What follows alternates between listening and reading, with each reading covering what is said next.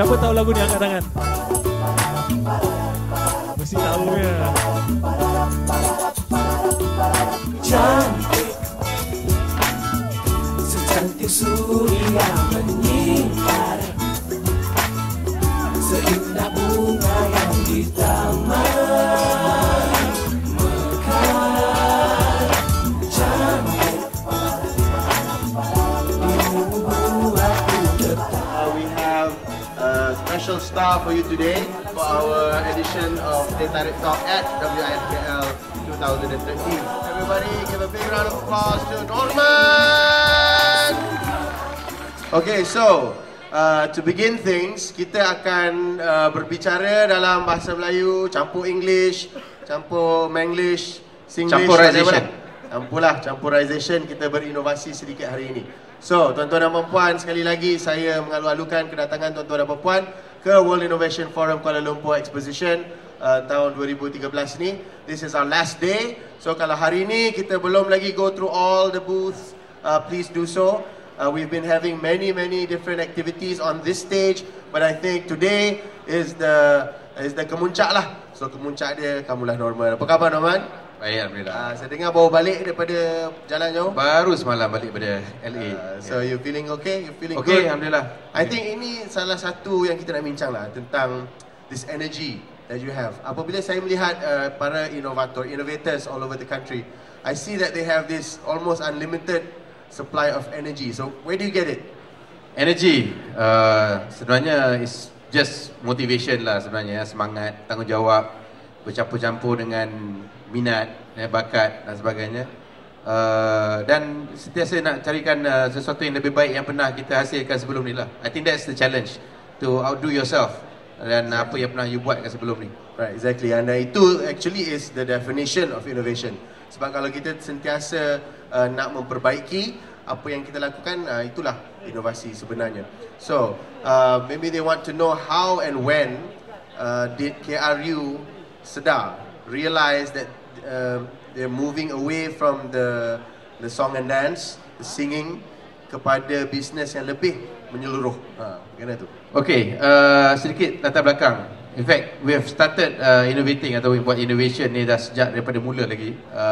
Kita cuba sesuatu yang berbeza. We dare to be different in many ways. Sebenarnya masa kita mulakan rakaman album kami pertama pun kita buat cara hip hop bahasa Melayu. Jadi sebelum tu memang banyak yang pihak yang tak boleh terima juga pun. Malah 9 daripada 10 lagu kami dari album pertama kami diharamkan di radio. Kena gam Kena gam.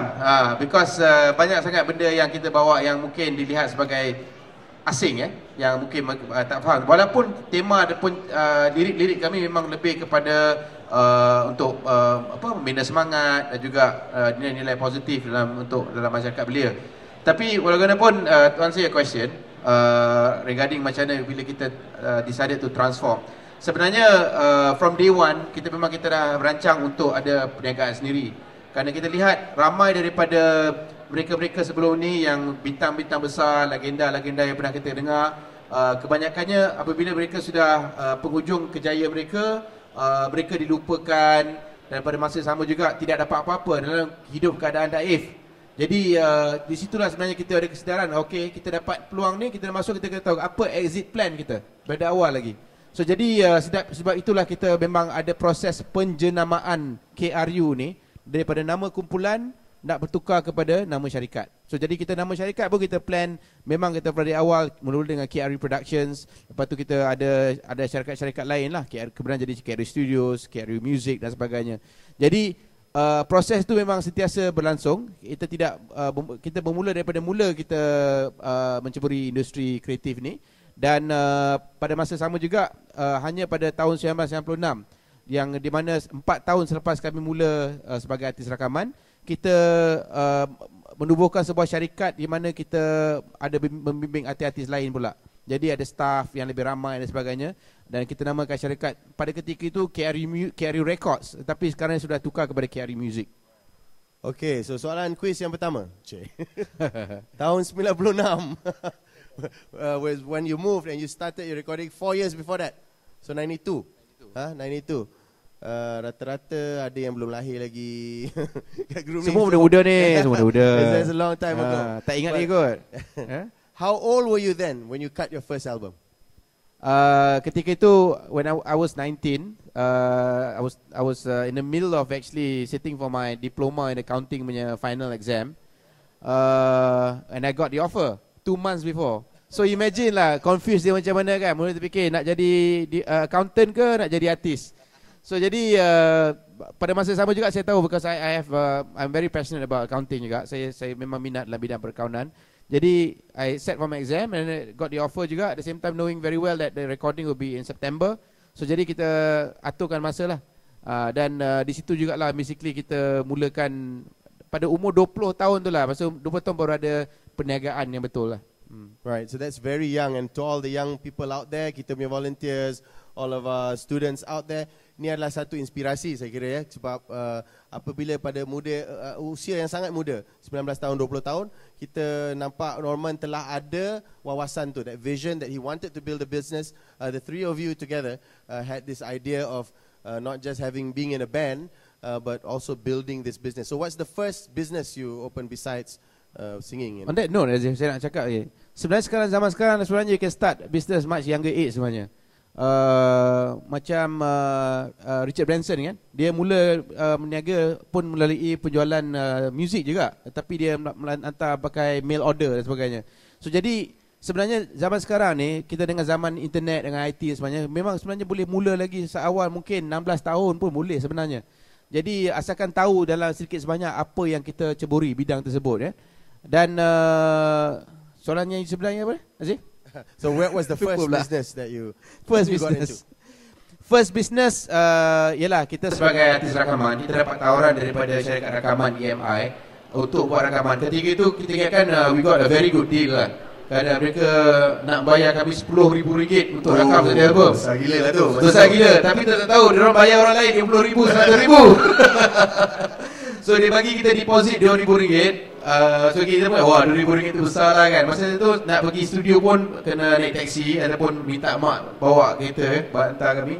Jadi kita gunakan duit tu untuk beli music instrument, dan di situlah basically kita mulakan. Jadi perniagaan pertama kami adalah produksi music sebenarnya, music production. Yeah. Right.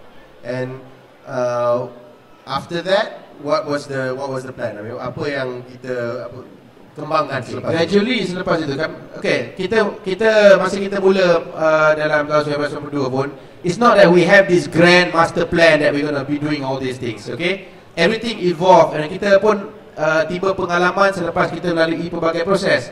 Jadi pada tahun 1992 tu, selepas buat rakaman album tu, kita tiba pula kita buat tubuhkan kumpulan. Jadi kita ada fan club lah semua sekali. Jadi kita buat aktiviti berkaitan dengan artis-artis punya services lah. Contohnya buat persembahan, konsert, buat endorsements dan sebagainya. So cuma kemudiannya lepas itu pula kita sedar bahawa kita sebagai penerbit, kita buat banyak lagu-lagu untuk artis-artis syarikat rakaman lain. Contohnya kumpulan feminin, contohnya di ketika itu bawa NSR, lepas tu mereka pindah ke Warner Music. Jadi kita rasakan kita pun boleh buat artis sendiri pula. So cuma pada 1996 baru kita tubuhkan kumpulan Elite, yang di mana anggota ada 5 wanita remaja ketika itu. So sekarang dah tak ada remaja lah. So jadi kita mulakan dengan kumpulan tersebut. Jadi dia evolve jadi kepada syarikat rakaman pula. Selepas pada tak kita sedar kita banyak buat konsert. Jadi kita perlukan ada sound system, ada lighting system. Jadi ketika itu kita rasa kita pakai ni selalu banyak kita sewa kan. Might as well we buy for our own unit kan. Jadi kita start an event management company pula. Dan kita started our sound and light company. Dan pada masa sama juga we realise as artists we need to actually produce a lot of music videos. Jadi secara visual, bukan sekat audio saja. Jadi kita beli sistem untuk buat editing, untuk penggambaran. Dan ini berkembang lah, evolve. Selepas buat music video pula, kenapa kita tak buat drama pula? Kenapa tak buat TV program? So jadi it evolves to become a bigger and bigger company. So jadi bagi itulah kita mulakan perniagaan kita. Kita tak ketika itu tak terfikir nak buat filem. Kerana kita tahu filem kos dia mahal. Ya, nak buat terbitkan filem dan sebagainya. Jadi kita buat filem hanya pada tahun 2005 sebenarnya. Itu after 13 years we're in industry. Okay, so that's one thing yang kita lihat juga. Bahawa in the book The Innovator's Dilemma, this is called the sustaining innovation. kita punya inovasi ni berkaitan dengan what we're doing before, kan, which is a good strategy sebab kita ada kepakaran, kita ada kenalan, you have the network, you know the people in the industry, so you move from music production to artist management to performance related, then you buy your own equipment, kan. So lama-lama KRU grew, tapi the last jump tu I think is very critical sebab mereka telah membangun secara organic lah, dia grow sedikit demi sedikit. Tapi I think when you jump into full blown movie production, that was something of a quantum leap lah, I suppose. Betul, kerana industri muzik ketika itu sedang merundum. Jadi it was going down, and then penjualan CD pun tidak menggalakkan. Ketika itu tidak ada digital. Pada tahun 2000, awal tahun 2000 hingga tahun pertengahan 2000 tidak ada besar lagi sumbangan digitalnya. So, jadi kita terpaksa cuba cari bisnes baru. Malah kita sentiasa kena lihat, pada ketika itu juga kita pun tak buat konsert dah. Dan equipment sound system kami dah rasa macam dah tua ataupun outdated. Jadi kita jual equipment kita tu kerana dah tak relevan kepada kami lagi. So we stopped that business, we went into feature films. Dan ketika itu juga kita dah banyak pengalaman nak buat kesan khas visual effects in our music videos and in a few commercials that we produce for other clients. So that's when we actually decided, okay, let's do a superhero movie called Cicak Man. So that was our quantum leap lah in a way, yang ke era baru di mana kita mula terbitkan filem, dan itu sebenarnya adalah langkah kita untuk, dan kita tiba-tiba filem tu jadi big hit. Dan kita realize that we need to actually, okay, lepas daripada itu apa lagi? So jadi kita realize that in order to build a big business, you need to actually look at resources, the manpower, the capital, training dan sebagainya. So as we go along, and we also realize that kat Malaysia ni pasaran dia terhad. Ya, bukan saja pasaran dia kecil, tapi juga pada masa sama juga kita ada masalah macam cetak rompak dan sebagainya, kan. Jadi itu masalah yang sering bagi penggiat industri kreatif ni sering berhadapan dengan masalah yang sama. So you need to be very adaptive lah. Kita kena tengok apa keadaan sekitar dan macam mana kita nak merubah hala tuju yang mula-mula itu. Strategi sentiasa berubah. Even though you actually have a big plan. Contohnya sekarang ni, pasaran untuk filem muzik filem tempatan memang jatuh, ya. Kita pun tak boleh nak agresif sangat nak buat filem banyak kerana memang pasaran tu pun tak boleh terima. Jadi kita kena realize, okay, apa strategi kita, mana kita nak prioritize dulu. Jadi the good thing of being diversified is also they able to adapt to actually change your plan as we go along, and maybe you can come back again when the time is right. So, jadi kita ada pelaburan dalam pelbagai sektor. Jadi kita cuba utamakan mana-mana yang kiranya boleh mendatangkan keuntungan pada ketika itulah. Right. So that's the diversified strategy lah. Tapi kita lihat KRU as a group, like you said, telah memulakan sesuatu yang baru, kan? You groundbreaking. Sebelum tu tak ada album rap dalam bahasa Melayu, tak ada hip hop. Semua mereka memulakan tersebut.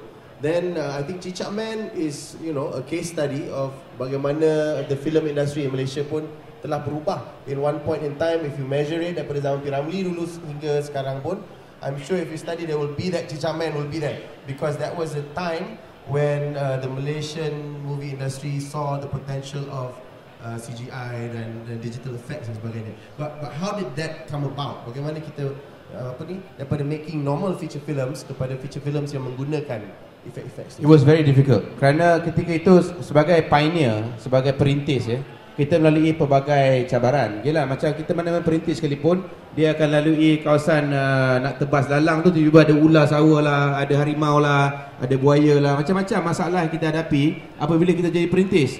Tetapi pada masa sama juga, kita harus tahu apa kemampuan kita, apa yang kita boleh tahu. Jadi what is actually the potential loss lah kalau kita venture into something new yang kalau sekiranya tak berjaya, kan.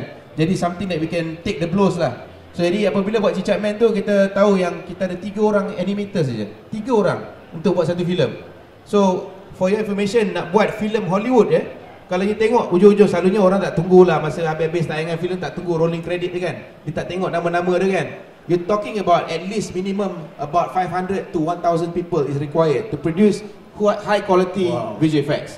Okay, so jadi Cicak Man banyaklah, walaupun kita buat itu, kita anggap itu sebagai satu kejayaan, tapi banyak juga orang yang komen-komen. Dia tak tahu our limited resources, kan. Jadi kita cakap tak apa, it's okay, we move on. And the thing is, with Meruh Mahawangsa, we did with 20 animators. Again, 20 animators. Kalau you compare dengan filem-filem barat, ada lebih kurang beribu orang yang buat. Macam mana kita nak bersaing, kan? Tapi kita buat juga. Vikingdom is our international movie dan kita buat dah release in multiple countries and it's been even released in the US and also by Universal in some countries. Itu juga adalah satu filem yang di mana satu cabaran besar. Kita tahu memang orang akan cakap nak compare dengan filem Hollywood 60 juta US dollar, nak compare dengan Vikingdom yang kita buat dalam lebih kurang sekitar 5 hingga 6 juta US dollar, memang jauh lah sangat. Tetapi it is the reality that, you know, if we don't dare to make the move ataupun try to do something different, we can choose just to continue to sing lagu Fanatic, Fanatic, awas, awas, awas, sampai tua dah buat macam tu. Tak larat lah kan? So the thing, the reality is that, you know, kita cakap tak apa, it's okay, any kind of challenges, and we knew that we're going to actually face challenges. With Vikingdom, we did with 50 animators compared to, like, again, a Hollywood studio would actually require about at least 1,000 people to do. So jadi, this is the challenge that we face dengan kekangan, basically masalah saya terompak lah, modal tak cukup lah, kepakaran kru yang tak cukup mahir lagi. All these things are actually memang kita tahu these are problems. Tapi kalau kita nak sentiasa cakap semua kita buat ada problem, memang semua ada problem. Baik duduk rumah jangan buat apa. Exactly. So you know that you're going to face these challenges, and if you are passionate about what you do, you know, insyaAllah you actually akan selesaikan juga. Exactly, well put. Itu yang kami lihat juga di Yayasan Inovasi, where we talk to innovators all over the country. Memang ni lah satu ciri-ciri dia. Dia tak peduli lah orang cakap apa pun, kan? Dia akan buat dulu. So itu juga perbezaan antara inovasi dengan hanya satu idea. If you have an idea, and I'm sure you have lots of ideas, and semua orang kat crowd ni pun ada idea, hari-hari ada idea. Tapi apabila kita tidak mengambil langkah to put that idea into action, maka that's not innovation. Obviously, KRU Studios, the whole KRU group is a very innovative organisation. And but how do you keep that going? I know your staff strength is growing. Tak macam dulu 2-3 orang, kita kenal semua orang lah, kenal family dia, kenal kucing dan semua. Tapi bila kita dah have more staff members, how do you keep having that creative vibe among all of them? I just had a discussion with my 3D animation department just now. Jadi kadang-kadang they require that kind of guidance lah. I mean, ataupun motivation. Kadang-kadang this, as a coach, saya my favourite football team is Manchester United. Sorry you apa? Bukan, literal, agnostic. Tapi sekarang ni, apa-apa pun, kita lihat a good coach, macam mana player yang you ada bagus sekalipun, kalau without good direction, good strategy, good coaching, and then bagi dia direction, bagi dia semangat, team macam mana bagus pun akan fail juga. Okay? So you as a leader of a company, as a coach, you're going to make sure that, you know, you get them motivated, give them the direction. Don't make them feel that they go to work, they feel lost. Jadi buat apa aku buat hari ni, aku tak tahu apa nak buat. So the thing is, this is the problems that kadang-kadang we face having a number of about 150 people now in our team. So jadi, and the number will continue to grow as well. And the thing is, sekarang ni tanggungjawab lagi besar. Kerana staff je ada 150, studentnya dekat 120 orang. Tahun depan dia tambah lagi 100 budak. So jadi, total responsibility, we have about like 300-400 people now. It's a big responsibility. So saya selalu fikir kadang-kadang malam-malam fikir tanggungjawab pada mak bapak dia lah. Dan tanggungjawab pada staff tu dia ada anak, ada bini, anak dia dah sekolah. So this is all responsibility lah. That you feel that apart from passion, you also feel that basically you got to look out for them lah.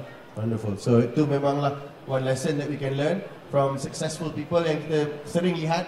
Mereka ada satu sifat bertanggungjawab yang sangat tinggi. Because they don't only think about themselves. Like you said, you think about all your staff members, staff member punya family lagi, kan, anak bini dan sebagainya. But let's go back to animation tadi. You're saying you went into that field and you invested time and money. Of course, harganya tak murah untuk kita beli kepakaran dan juga alat-alat ini. Tapi kita lihat industri bukan saja di Malaysia, di seluruh dunia pun. I mean, a large company that produces Life of Pi misalnya, Rhythm & Hues sendiri pun having problems, kan? So, what makes you feel that going into that business is a good business decision? Okay, first of all, saya rasa Rhythm & Hues pun dah tak ada dah pun, saya rasa dah tutup.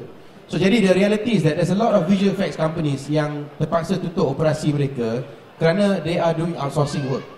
So jadi outsourcing work ni macam you jadi kontraktor lah. Orang yang milik hartanah tu, dia assign you sebagai kontraktor, you siap juga, this is the budget, you siap juga. Apa jadi hujan ke apa tak ke apa ke, you kena siap juga, this is the budget.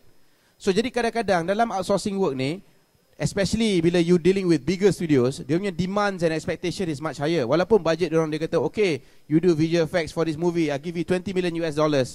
Tapi $20 million pun, kalau cost you dah jadi $21 million, you still gonna lose money. Betul? So reality is that the danger of actually not owning your own intellectual property is always a danger. Because you'll always be the servant to a master. Because you are actually working for them. then dia akan bagi dia demands and specifications yang mungkin akan merugikan you kalau you buat projek tu. So jadi bagi kami sentiasa fikirkan bahawa kita tahu that kalau if we go into the outsourcing punya business, even though kadang-kadang if the project is really good and we know that the client is not going to be too fussy, then we can actually take on the jobs. Tetapi kalau kita tahu yang ini kalau buat pun rugi lah, baik kita buat sendiri untuk kita punya own intellectual property. Paling tidak pun kita go into joint venture in a form of co-production.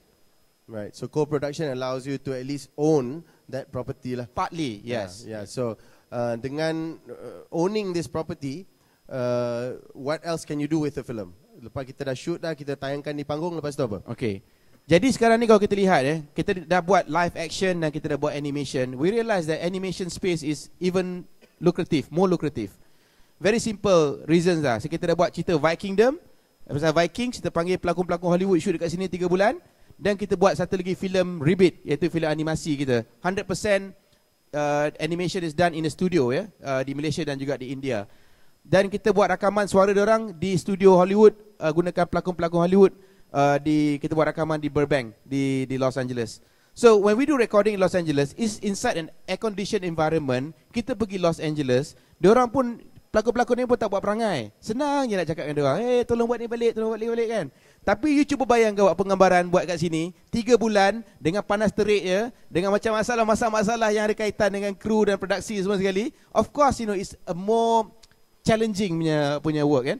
So jadi we realise that doing animation is the way to go. Actually, this is actually a better business model, because not only that you can monetize your film, your content into your big screen cinema, but from the model that you create, you bolehkan jadikan dia sebagai TV series pula. So jadi dari TV series, you boleh buat merchandising. Bila keluar TV selalu kan, orang dah popular, orang dah tahu, macam Upin Ipin dan juga Bobo Boy semua sekali, orang dah kenal. So they will buy all this merchandise kan. And then at the same time you can diversify into comics, publication, games dan sebagainya. So I think animation is still better than doing live action, because live action also, if you talk about doing a Hollywood production, it all depends on siapa voice talent you, siapa hero you. Betul. So jadi hero you alah ni pelakon TV saja, bukan pelakon macam Johnny Depp ataupun Tom Cruise. Macam mana nak bayar dia orang punya satu filem nak minta 20 juta US dollar. Itu pun kalau dia nak datang syuting dengan kita kan. So jadi itu adalah cabaran yang kita tahu yang memang sukar buat masa ni. Jadi kita lebih baik kita fokus kepada animasi.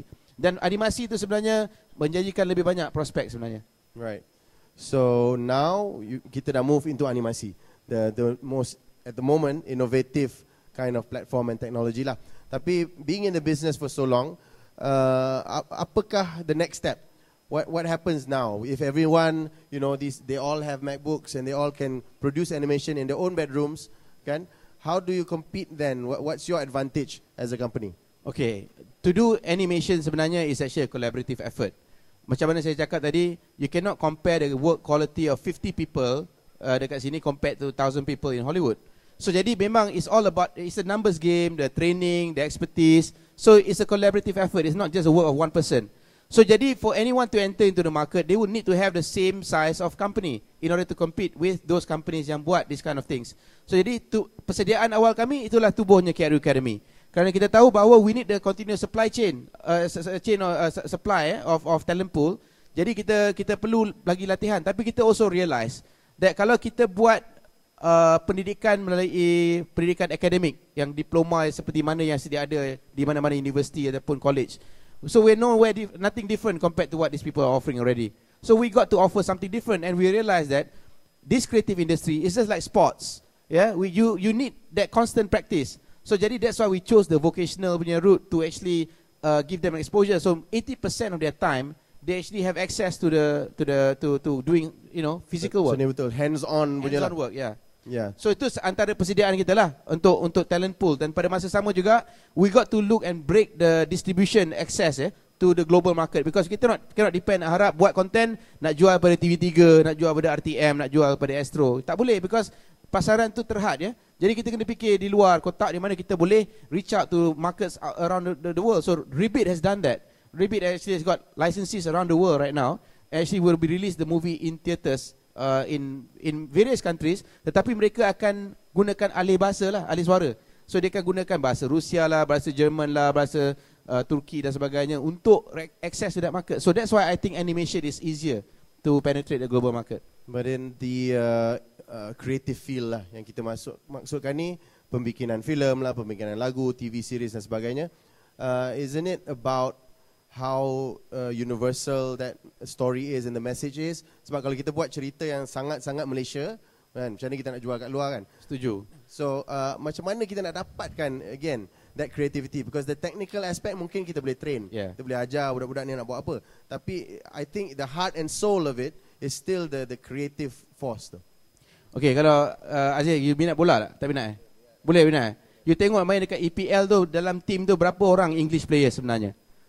I think any of the top teams you tengok kan, habis-habis pun maybe 3 or 4 people yang players from England, from the local England, country lah, or even from their local club even. Yang datang mungkin jarang sekali kita dengar. So jadi apa yang sekarang berlaku sekarang ni is actually in the era of globalization sekarang ni. Talent pool can come from anywhere around the world sebenarnya. And the resources that you have is actually, even we are engaging US writers to come up with the scripts. Kita bagi dia konsep, kita bagi treatment dia macam mana. We want this to be a universal story. It must appeal to from everybody, from Malaysia, dekat Taiping tengok ke, or sampai dekat Russia ataupun dekat Washington DC, boleh appreciate the story. So jadi kita kena make sure that we get the talent pool and elements yang universal, that when we produce content, it must appeal to the masses. So I think not just limited to movie making, kita semualah, saya rasa di apa industri pun, saya rasa in the crowd sekarang ni ramai inovator. They are making stuff in their own homes, you know, mereka membuat sesuatu yang mereka rasakan pasaran mahukan. I think the lesson is kita tidak boleh terlalu lokal lah. Kita tak boleh terlalu menyelesaikan masalah yang kecil. But you need to look at a global or more universal. But at the same time, try to build your domestic market first. So jadi you tahu you ada asas untuk pergi ke tahap yang lebih tinggi lagi. I agree. Kalau kita lihat, kalau kita create satu produk, kalau kita buat setakat semata-mata untuk satu kumpulan yang kecil, satu kelompok yang kecil, jadi it may not be sustainable in the long term. Jadi kita kena lihat bagaimana kita nak break new markets untuk kita kembangkan lagi potensi bisnes kita. Okay, so back to creative, or you know, telling the story lah. When we talk about movies, we talk about songs, it's all about telling the story. So phenomenon yang maybe it's already passé, but I think tadi Ultimate pun mention K-pop, okay? The Korea punya culture ni, how did that happen from a country that you know was saing kita? Kalau nak cerita pasal bola dulu kan, 70-an 80-an kita belasah dia je. Tapi sekarang ni even in football dia dah meletup, tapi in the global cultural phenomenon that it has become, how did that happen? It's all about good management and strategy lah. You kena ada apa-apa strategi, lepas tu kita buat pengurusan yang baik, insyaAllah boleh berjaya. Jadi dalam kes Korea ni, you must know that basically they are actually about 30 or 32 companies, shables, in a way. They are being groomed by the government to actually nurture various industry and sector. Kalau CJ Entertainment, one of the biggest entertainment company in Korea, they are owned by Samsung. So they are conglomerates, they are big, they are huge. So when they actually promote Visit Korea, dia tarik pula artis daripada sini yang masuk semua sekali. So it's actually a very strategic thing. Holistic strategy. Betul. Sama juga dengan drama. Jadi bayangkan Latin America, orang dekat Latin America tu, macam mana boleh minat bahasa cerita Korea? Pasal apa? They give the content free. Dia bagi prime time, bagi free, you ambil je lah apa yang dia buat. The first year kita ambil duit apa-apa. Dia bagi orang gian tengok cerita Korea tu, lepas tu dia start charging. So the same goes with music. The music is actually, you notice that they have certain words in English, and that's part of the strategy. Yes. Nyanyi Korea ada pula the word in English kan. It's actually so that people can relate what they are trying to promote. Tetapi you must understand, Korean artists as singers, they are manufactured groups. Okay, manufactured artists, singers ataupun apa semua, it's all boy bands, girl bands, and mostly it's good choreography, good wardrobe, good looks, kadang-kadang even plastic surgery. Dan basically there's a combination. This actually manufactured. So the thing is, if you want to compare the talent pool yang kita ada kat Malaysia ni, sebenarnya maybe we are more real lah, dia raw, dia punya material kan, raw talent tu. Tetapi kita kurang dari segi pengurusan dia orang. Kalau kita have the same kind of style, strategy and management, we can actually market our artists internationally. I think we can do better. Yeah, I've heard that in various industries, termasuk animation pun. Kita dengar bahawa the Malaysian talent ni, our animators, are very, very good, which is one of the reasons I think Rhythm and Hughes came to Malaysia in the first place. Walaupun mereka sekarang dah tak ada lah. But so what is your you already said we are very talented, tapi overall lah, bukan saja dan penyanyi dan pelakon ni, how do you measure ni Malaysians in general in terms of creativity? I think Malaysians have got memang satu masyarakat yang pandai berkarya lah untuk mencipta sesuatu. I think maybe because kita ni suka berimajinasi, tetapi satu imajinasi tu satu, tapi kalau tak ada action plan tu angan-angan namanya kan. Tetapi kita ni memang saya rasa satu masyarakat yang sentiasa berkarya, berilham. Ya, saya rasa itulah kelebihan talent pool di Malaysia ni. Dan pada masa juga kita dapat exposure sebenarnya. We have a lot of exposure kerana maybe because our daripada pelbagai kelompok masyarakat yang ada kan, daripada bangsa Melayu, Cina, India, daripada juga Sabah, Sarawak, dan juga kita colonize for a number of years. So jadi that's why kita kita ada exposure, tahu pasal Portugal lah, tahu pasal Belanda, tahu pasal Inggeris. So we are very exposed and we are very connected. So jadi kita get all kinds of information kita from everywhere around the world. And kita ni pun saya rasa dalam penggunaan ICT ni very high penetration ya. Betul. So jadi kita dapat all kinds of information. And the thing is for you to create, you must actually have knowledge. Ya, so jadi you have knowledge, you ada benchmarking, you ada tahu apa yang terbaik sekat ni dekat contohnya dekat China, apa orang suka. Jadi kita dah dapat pendedahan semua sekali. Kita pun try how do we mold it so that we can actually do it maybe better kan. So jadi saya rasa inovasi tu bukan saya cakap dalam aspek hiburan semata-mata. You can actually do anything in talk about innovation. Yeah, I think it's a very good point. Daripada all the way back in history with our location sekalipun kan, yang terletak di antara India dan China, negeri China, telah menyebabkan we have this multicultural from way back when. So I think kita dalam segi bahasa, dari segi makanan, dari segi adat istiadat kita pun, we are palatable to the whole of Asia. I think Chinese origin, of Indian origin, of Arabic with our Islamic culture. Jadi I think telah tiba masanya lah. If Korea, which is very monogamous, di negara dia ada orang Korea je kan, muka pun semua lebih kurang, bahasa semua sama, makan semua sama. Orang di luar Korea tak boleh faham pun apa dia cakap, and can still be like that, where we have so much similarities with probably 3/4 of the world. I think it's time that Malaysia be on the map. I agree, but we got to start learn how to work with each other. Because saya rasa di Malaysia ni masih lagi ada kelompok-kelompok ni kerja dengan ni. So we are not one. That's the problem. We have those advantages, tetapi kita juga pada masa sama juga tend to actually stick to one community, one group.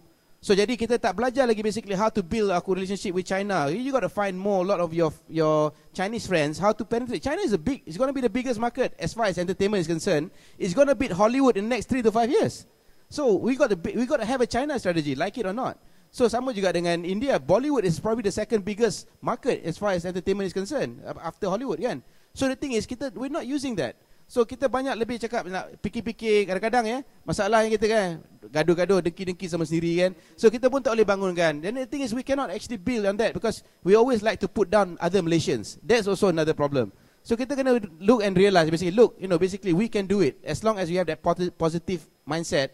Macam mana nak bekerjasama untuk build having a bigger agenda for the country. Right, macam ketam kita tarik pula orang yang dah gaduh sama sendiri, cucuk sama cucuk, nak jatuh, kenapa orang dapat ni, kenapa orang dapat tu, kenapa kita tak dapat. We never look at how do we actually improve ourselves to actually become, have that positive attitude to actually, become a champion kan.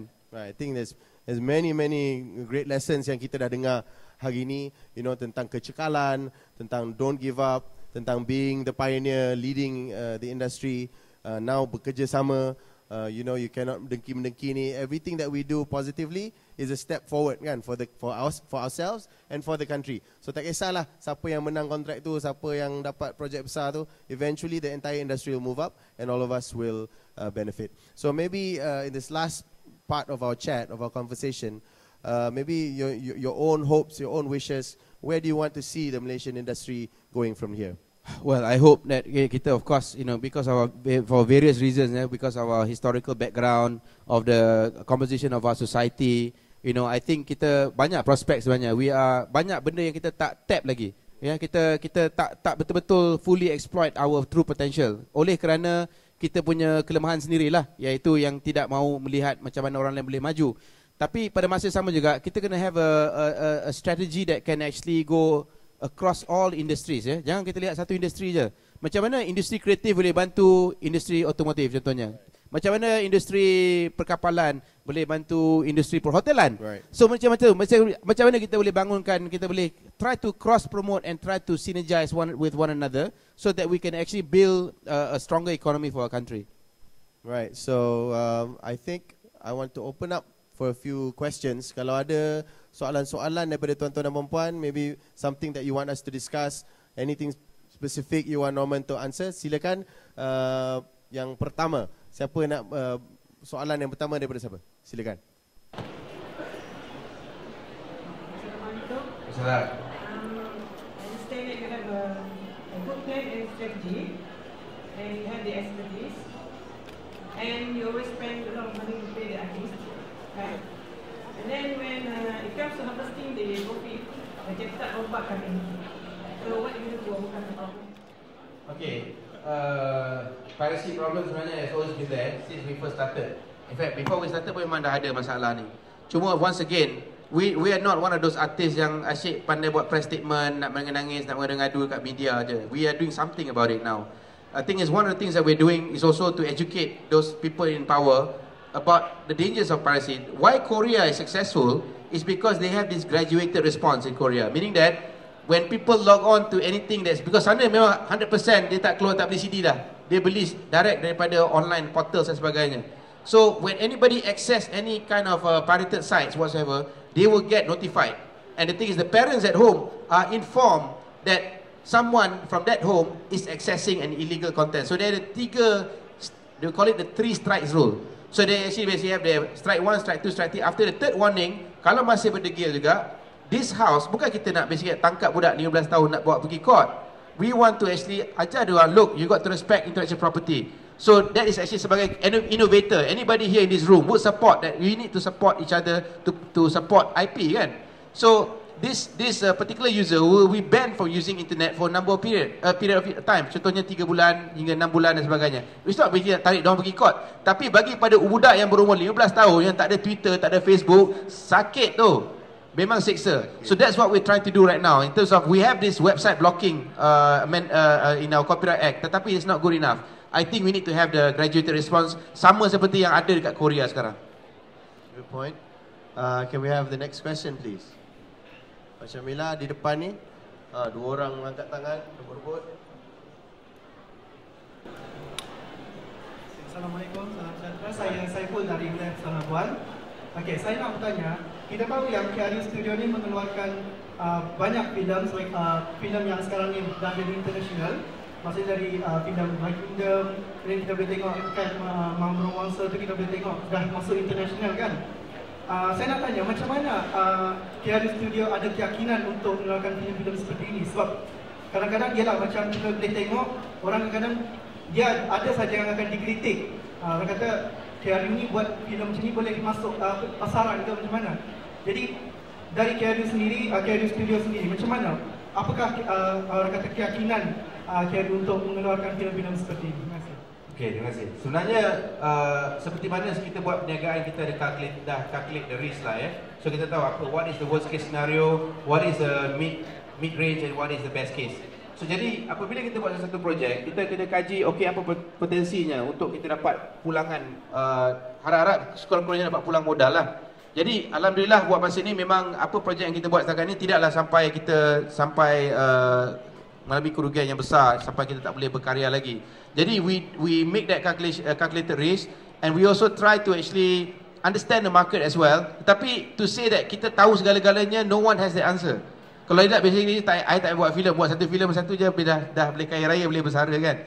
Tetapi the reality is that no one can predict what's the next big thing in a very fast changing fashion industry. Yeah? Apa yang going to be in trend, apa yang tak going to be out of trend dan sebagainya, kita cannot predict. We can only do something that basically based on enough our market research that paling sekurang-kurangnya we gonna hit these numbers, this target, this financial number, because at the end of the day it's still business. Ya, kita bukan kejar nak menang award dan sebagainya. We want to actually go to make sure that we can continue to invest in our next projects.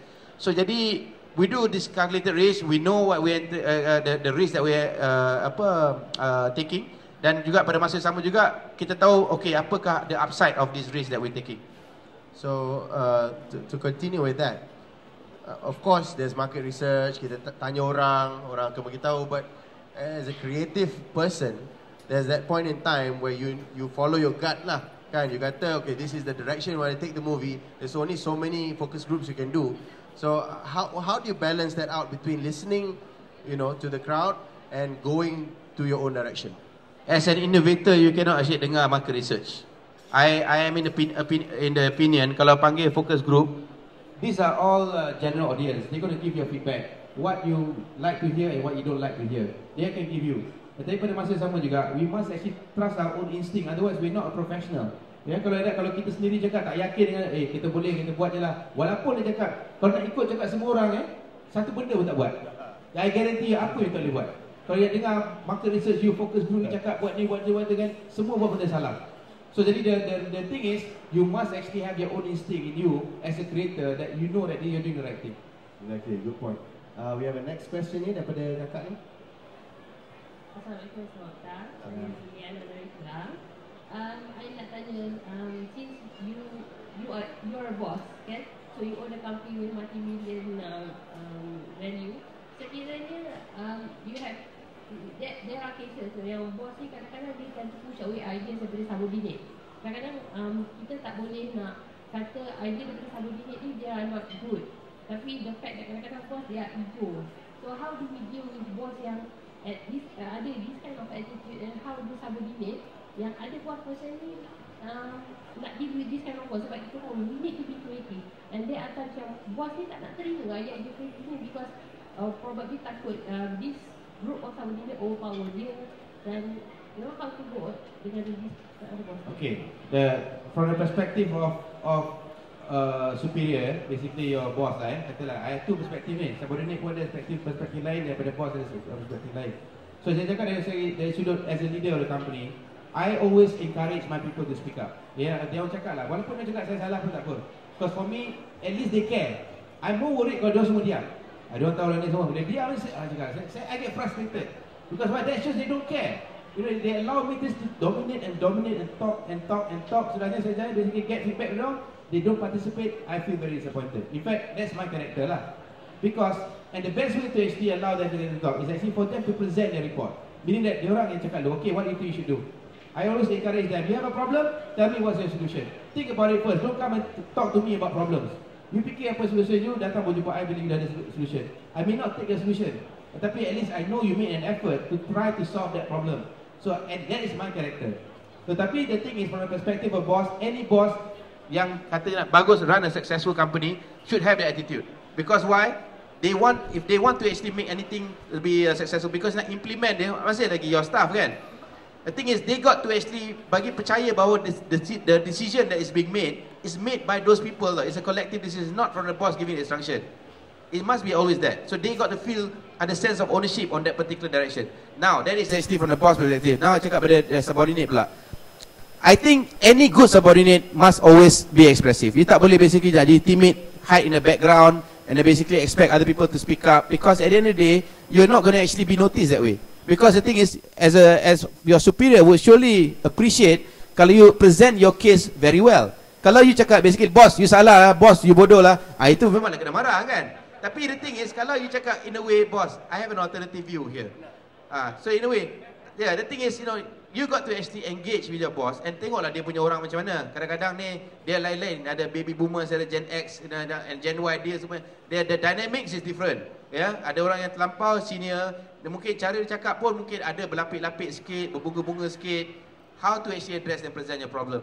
But I think anybody, kalau if they want to run a good organisation, they must listen to their subordinates. Kalau dia tak dengar, that's actually gonna be a biggest failure. Good point. I think one of the things you said also is about trust lah. kita kena percaya bahawa bos tu has the best intentions for themselves and the company and everybody in it. So in that situation, sebagai employee, walaupun bos tak ikut cakap kata kita dan kita punya idea tadi, kita tetap menyokong sebab dia adalah bos kita. Exactly, because sometimes you don't know at the top level, dia kena fikir banyak aspects. Sometimes it may not be the right thing as well. Dari sudut contohnya is for PR sake contohnya, or political punya thing consideration, or basically anything, macam-macam factor ada. Kadang-kadang you tak nampak tau, as a subordinate, you kata kenapa? You know that this is actually wrong. Why the boss still nak buat macam ni juga? But sometimes they got to actually weigh all the factors to make a decision. But kadang-kadang, and it's always for the best interest for the organisation. I don't think any boss want to see any organisation fail lah. Yeah? No, good point. Okay, I need the last question from the floor and we will tutup lepas ini dengan lucky draw. Semua tak nak tanya sebab nak lucky draw. Okay, satu lagi soalan please. One final question to close our session. Going once, going twice. Kalau tidak, ada soalan? Silakan. Silakan. Hello. Soalan saya, sebagaimana yang semua tahu, YouTube menjadi satu media besar di mana untuk golongan-golongan belia untuk mengembangkan, mempopularkan diri mereka. So, soalan saya, adakah KRU Group memantau golongan-golongan seperti ini di Malaysia ataupun ada cara untuk mempopularkan mereka supaya dikenali sebagaimana YouTuber di Amerika seperti PewDiePie yang mempunyai subscriber lebih daripada 100 million, ataupun macam mana perancangan untuk KRU Studio? You're talking about scouting for talents ataupun promotion? Okay, I think YouTube, you're right, actually it's the #1 TV station in the world lah. Yeah. So the thing is, without the presence in YouTube, tapi you must understand, nanti there's about 30,000 clips are being uploaded every day on YouTube. So jadi the thing is, the reality is that how do we actually discover dalam yang terlampau banyak sangat informasi dalam tu? Okay, first of all, it's always good kalau we got to build the interaction from multiple platforms using social media. That's why I always believe it's good as any corporate leader to actually have a platform on social media. I have my Twitter account that I personally manage. I have my Facebook account that I personally manage. I have my company ones that actually managed by my staff. Tapi kadang-kadang I juga update kat situ juga. So it's actually interaction, kan? So kadang-kadang daripada word of mouth daripada mereka ni juga, dia akan cakap, "Hey, I got someone that you should actually consider as your artist." So dia akan tweet lah, dia akan masukkan dalam Facebook lah. Kita tengok juga link tu. Most of the time dia not good lah. Tapi ada juga yang bagus, ada juga yang sudahnya kita cakap, can you come to the studio and let's do some auditioning. So jadi kita tengok macam mana dia boleh buat tak seperti mana dia buat dalam YouTube kan. Tapi pada masa sama juga, YouTube is a very powerful tool to promote anything. The thing is, you must not leave your YouTube content to chance. You want your content to be viral kan. You want basically people to talk about it. Tetapi pada masa sama juga, you must realize that there's like 30,000 videos being uploaded every day. How do you compete with that? So the thing is, the best way is that apart from using your social media platforms, the fastest way is to advertise. Of course, you got to pay a little bit money, come up with some money to actually advertise on daily basis, so that biar benda tu track, dia jadi macam being tracked tau. So after that, bila jadi featured video, dah jadi top videos yang orang tengok, automatically orang akan recommend je. Kalau video tu bagus, they will recommend to other people as well. So I think that is the strategy lah in terms of YouTube, our YouTube strategy. Alright, wonderful. Tuan-tuan dan puan, Norman. Tawalah semula bangkit biar bersusah dulu, nanti senang semua. Sakit pada luka akan pulih semula. Bangkit bila ditolak jatuh, bangkitlah semula. Bangkit bila ditawar boleh berjalanlah semula. Bangkit ingat ketua dulu supaya jalan lurus. Maju tiada undur, rendah onak lumpur, tak kenal uzur hingga jasad kita terkubur.